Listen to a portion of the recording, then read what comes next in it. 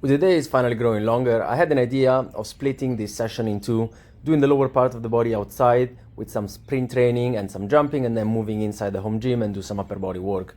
Usually I would be doing some plyometric stuff in the home gym and superset that with some upper body stuff in a giant set style, but because the weather was okay, it was a bit cold but still it was bright enough that I could stay outside, I thought that I would be doing some sprinting first and maybe some jumping also.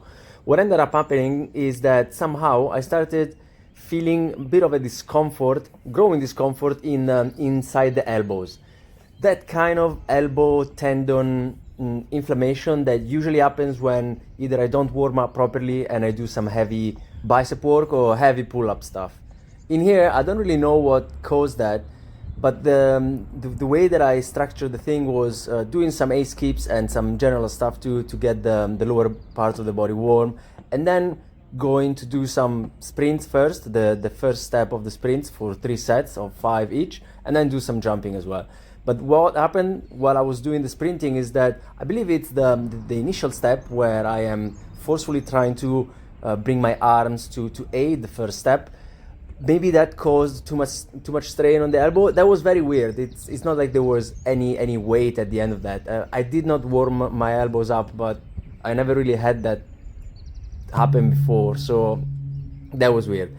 But anyways, talking about the technical stuff, especially on the ace keeps here, switches, I am trying to get my feet dorsiflexed and switching before the foot that's in the air is touching the floor. This is very important, and I understand that it's not really something that I am really that quick to do yet. It's mainly the problem that I face is that I am trying to keep my hips at a steady location, so I don't want them to drop, and therefore I am trying to switch and push down and under my body with the leg that's coming down, whilst also thinking about pulling up both at the hip and keeping my foot flexed. So, and if also I'm thinking about the way that the arms should aid the entire thing, it's a few things that I need to repeat more and more, and hopefully it will get better as time goes by. Here it was the sets of the initial part of the sprints. I was looking back at these and I'm noticing that if I'm focusing more on leaning forward and getting the first step up and pushing it down, it's hard for me to also focus on keeping my foot dorsiflexed, because I'm focusing very much on trying and keep low heel recovery.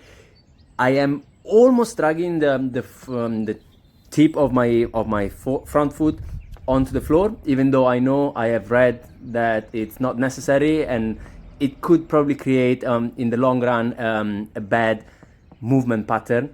So I'm trying to keep it as close as possible, but because of that I am sometimes forgetting to keep my foot dorsiflexed, which is something that's very important. And the more I do it, the more I look back at it and I start ingraining that into the movement pattern. I think that higher frequency on these is probably the way to go. So I will be trying and do them about 3 times a week, 3 sets, not too many, because I don't want to burn myself out, and try and keep just as many reps in as I feel are beneficial without doing too much. Bit of a fine tuning. I understand it takes a while. Ciao.